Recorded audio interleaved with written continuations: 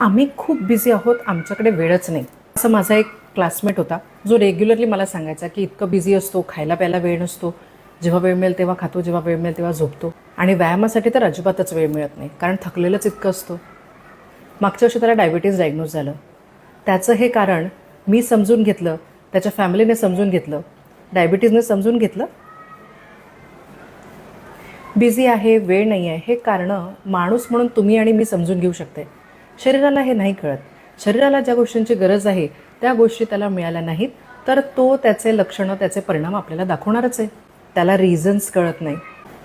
पण कमवायचं वय आहे, आता तर पैसे कमवून घ्यायचे म्हणजे मग नंतर एन्जॉय करता येतं. आणि मग ज्या वेळेला ॲक्च्युली एन्जॉय करायची वेळ येते ना, तेव्हा कमावलेले सगळे पैसे हॉस्पिटलमध्ये आणि मेडिसिन्समध्ये द्यावे लागतात.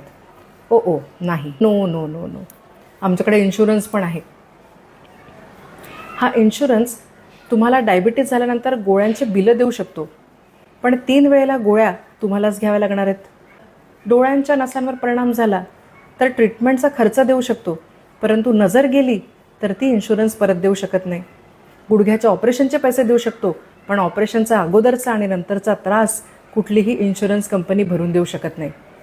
आर्थिक सिक्युरिटी आहे आपल्याकडे, परंतु क्वालिटी ऑफ लाईफ ही इन्शुरन्स कंपनीसुद्धा आपल्याला देऊ शकत नाही. अशा पैसा कमवणं आवश्यक आहे, कुटुंबीय आवश्यक आहे, फॅमिली, रिलेटिव्स सगळेजण गरजेचे आहेत.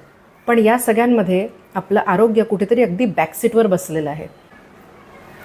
वेळ सगळ्यांकडे आहे, तो वेळ कुठे द्यायचा ही आपली चॉईस आहे.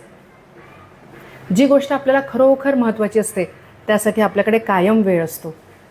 कदाचित आरोग्य आपल्यासाठी अजूनही तेवढं महत्त्वाचं नाही आहे म्हणून वेळ नाही हे कारण आपलं पुढे येतं. आरोग्य महत्त्वाचं होईल त्यावेळेला त्यासाठी वेळही आपोआप निघायला लागेल. थोडंसं स्मार्ट प्लॅनिंग लागतं, पण प्रत्येकजण आपल्या आरोग्यासाठी थोडा ना थोडा वेळ डेली देऊच शकतो. ट्राय करून बघा. स्वस्थ रहा, मस्त रहा. धन्यवाद.